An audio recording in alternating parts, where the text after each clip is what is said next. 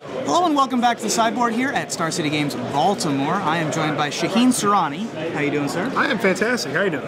I'm about to say a sentence I never thought I'd say. Shaheen Soorani is playing Mono Red today.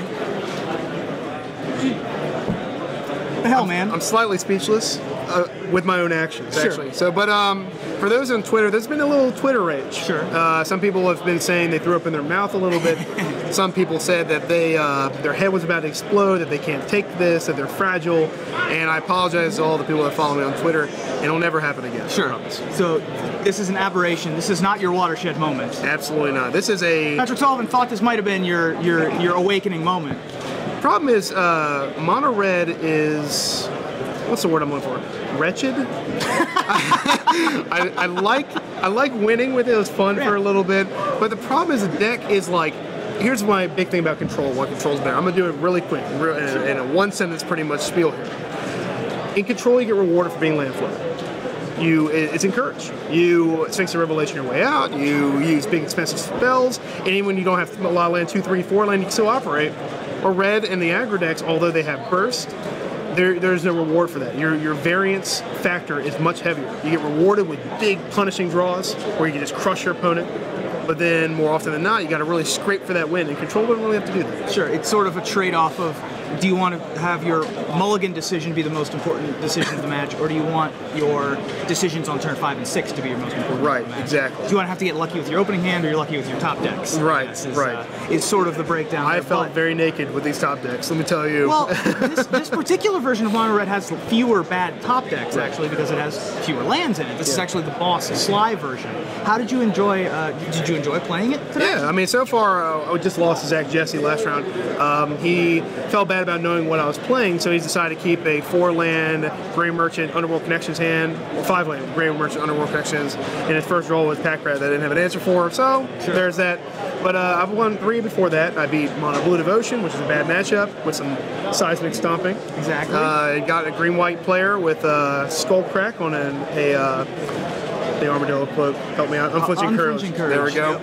And beat the Mono Black player on camera. So, I mean, the deck has range. I mean, I beat 3 different decks, all doing very different things, because it's like Control, where the only similarity is you're pretty much even against a lot of the field. I mean, you're pretty much on your own draw dependency, where you're not really worried about what they do. And one of the things I like about aggro decks is the longer the tournament goes on, I still feel fresh at the end of the tournament. You're not going to time every round, not having to make turn-by-turn decisions every single turn, every single minute of the day. You have like a little bit of break to be able to reset your head, go get a drink of water, stuff like that. It's the most time you've had in between rounds in your entire life.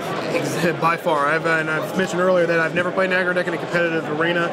I played Vine Drides and Invigorates and Rancors when I first started playing Magic, and it's fun, and I didn't know any better, but I took the right pill, and then now I awoken with a control sense of urgency, and now, from now on, just a little fun day today, because I'm trying to get those open points.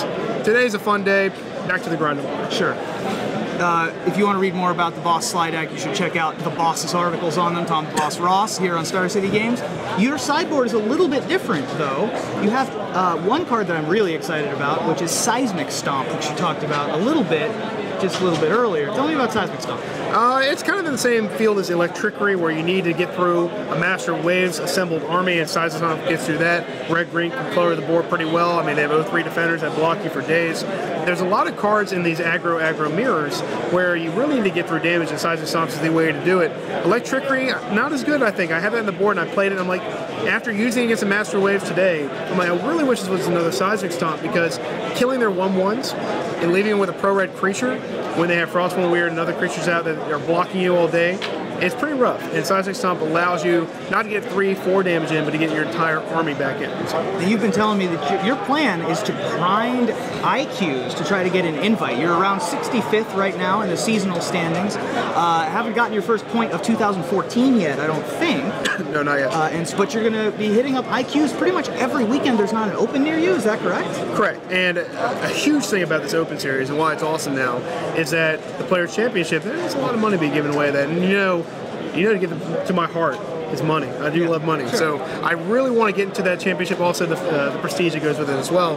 And I've had a hard time really winning these invitationals, which would get me a guaranteed seat. So I had a plan, me and a friend of mine, Eric Johnson from the area, him and I convinced the stores to work together, which is the first time ever, because these stores, you know, there's always a competitive nature between stores, and they want to crush them, they want to crush them, but they're all working together.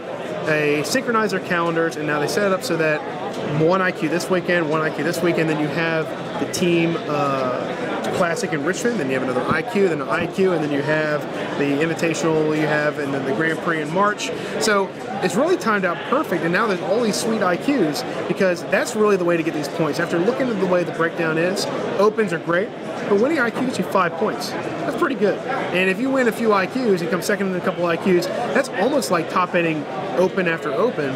So my plan is, this season probably not so much. Next season when I'm really going to kick into gear, I'm going to try this season to get my feet wet. But next season when I've actually reset and the board is even, I think it's going to be time for me to make a run at it. Exactly. A little bit more even, you're a little bit caught up in it. Right.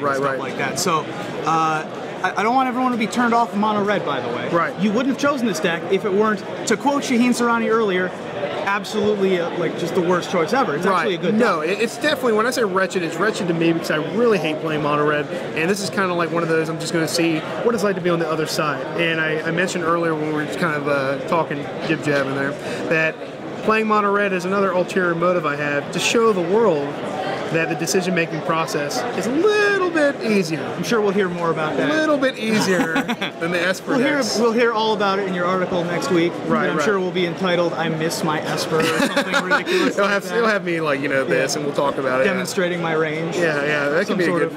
See, but, you're helping me with the titles. I'm trying my best. Well, Shaheen, thank you so much for joining me in Sideboard. Thanks a lot. SCG's Shaheen Soorani with mono red. Again, that's a weird sentence for me to say. I'm not really used to it. We'll be back with more coverage all day with Matthias and Patrick here on SCG Live from Baltimore.